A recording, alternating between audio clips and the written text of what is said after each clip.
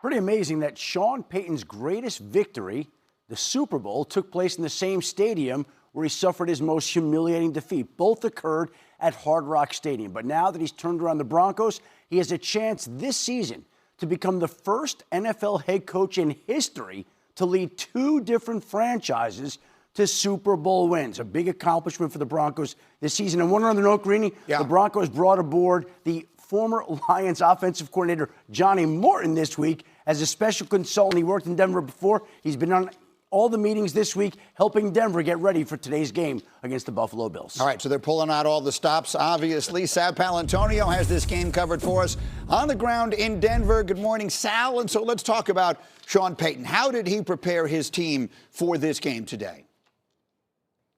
Well, you got 3 points of emphasis in practice this week, Greeny. Number one, we cannot allow Josh Allen, Superman, wearing number 17, to come onto this field and wreck the afternoon.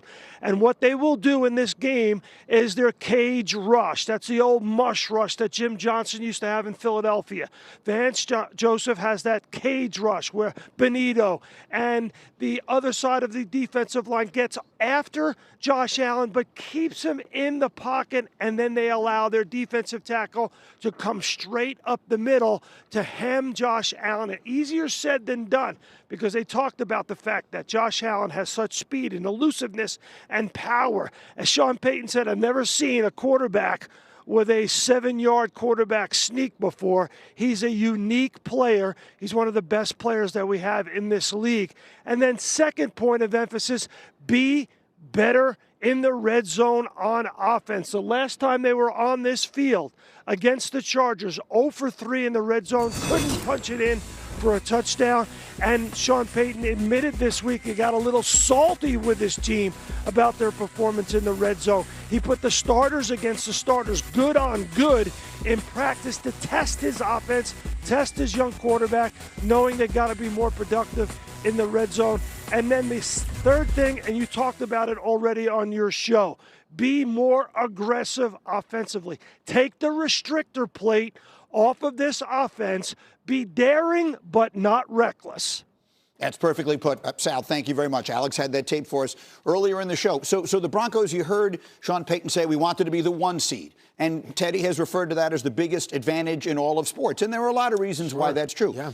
Going back as long as there has only been the 1 bye, the 1 seeds in their first games are 7-3. It's good. It's not 9-1. It's not 10-0. And Randy, you were telling us last night, sometimes there's a little danger in getting a bye at this time of year. Well, that time off can really affect and really hurt your team, because the team that's coming into your home could be carrying some momentum. And if there's anybody in the last of these 8 teams that's carrying momentum, it has to be the Buffalo Bills. Rex, I asked you a question when they were showing it. How hard, as a coordinator, is it to prepare for a guy like Josh Allen at the quarterback position? I think it would be the hardest quarterback to prepare for, in my opinion.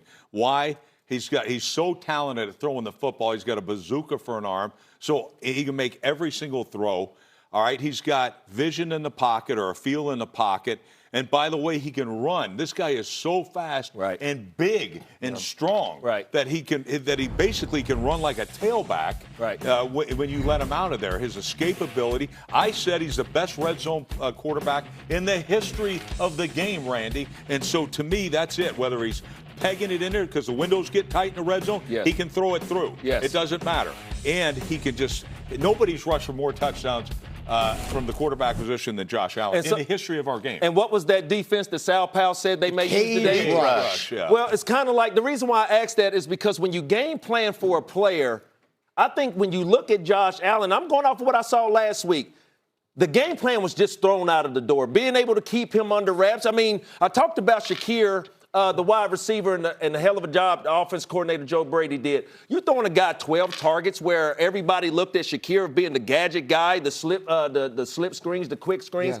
He had a hell of a day. So, like I said, Josh Allen going against this defense. You're talking about Hufanga, Cooper, Allen, and I cannot leave out a guy about Benito. Throw out your game plan, and what you see is exactly what you're going to get. They got to bring him down today, bro. Let me talk about this cage rush yes. a little bit and how hard it actually is as a former defensive player and how hard it is to coach. And in practice, it's great. You get somebody running around that stuff, and you have your discipline, and you stay there, and you say that. You get to the game. All right. The Denver Broncos led the league in sacks, correct? Exactly. Yeah. So It's their biggest strength. this is what I get paid to do. Okay, I'll cage rush it for 1 second. All right. But no, I'm eventually just going to get Josh Allen, and that's where it's going to happen. It's almost like for the great cage, the best cage rushers have discipline, and they know they just sit there and they wait and they wait and they wait. I doubt Benito and Cooper can do this and execute this for real an quick, entire game. a cage rush, is that more in the field, red zone, or what? Because if they're going to, if we're expecting Denver to use that cage rush in the red zone, we know what Josh Allen is best at. Go ahead, Rex. Well, yeah, no, I assume for sure 100% of the times it's going to be in the red zone. Okay. All right? I don't like it on the field. Because I never like to slow down Pro Bowl pass rushers. So Allen to me, free run. Cooper, free run. Benito, free run. There it the is. other two guys are going to be the guys that are going to be responsible for cutting him off. Okay. All right. Then we let our pursuit get there and we put him in a box. Yeah. All right. That's what you do. But you never, ever slow down a pass rusher unless it's in the red zone. Why the red zone? He's going to take off. 100% he's going to take off. So to me, that's when you got to cage him in and take inside leverage of blocks. I think they'll spy him. I think they'll spy him as well today. Of course. Right? Like they feel like advantage for Denver, their secondary is so good, right? The Bills don't have great pass catchers on the outside. They're going to be playing heavy man, right? Get the extra hat in the box. Spy Josh Allen, who is so good. Maybe that lets your defensive ends who are so good at getting off the ball. Listen, you have home field advantage. Yeah. I think the idea that you're asking these edge players who are so quick and fast to cage rush and just kind of be cautious does seem crazy. This is the same formula that we sit up here and talked about the Jacksonville Jaguars had last week for the Buffalo Bills. And the reason why I said throw your game plan out, because I see it similar. Not saying that the Denver Broncos defense and the Jags defense are on the same level, but it's similar. Stop him, stop the ball from getting to the outside. That's what I'm hearing right now. Well, but we're talking about the number one seeded Denver Broncos. That's the difference. The last time we seen a number one seed team come out flat, and I said this to answer your question, Greeny, they cannot afford to come out flat.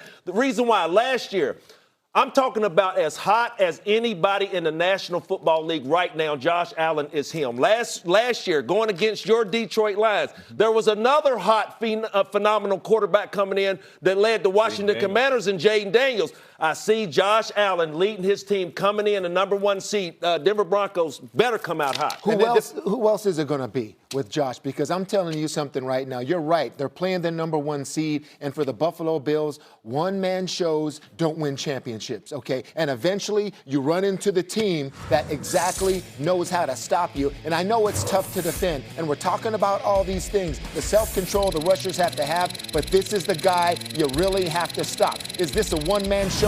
Absolutely, because we're at 4.5 seconds now. Where's the contain? Where's those rushers? Where's the discipline? It's not there. The ball disruption is there. 6.8 seconds to throw the ball, and then look at this. Are you kidding me with this throw? No one's even in the picture down in the end zone, and there it is. There's a touchdown. Wow. And there's the reaction by Vance Joseph there. How often can that happen tomorrow? But I'm telling you, this is just a better team this year than it was last year. I think Bo is going to make some great plays to make this a very tight one. Yeah, I mean, I love Bo Nix. The best defense against Josh may be offensively for the Broncos to run the football, right? Keep him on the sideline, control the time of possession. You're going against a Bills defense that is almost dead last against the run. You know what they're first at? The pass, right? They are really good defending the pass. And this is ironic because Bo Nix led the NFL in pass attempts, right? Can they kind of flip character, commit to the run game for 4 quarters? Both these teams want to run What it. did you say about Bo Nix? You trust Bo Nix. Oh, I trust. He's a 190-mile-an-hour player. Yeah, so you trust him, and I trust him too, Granny.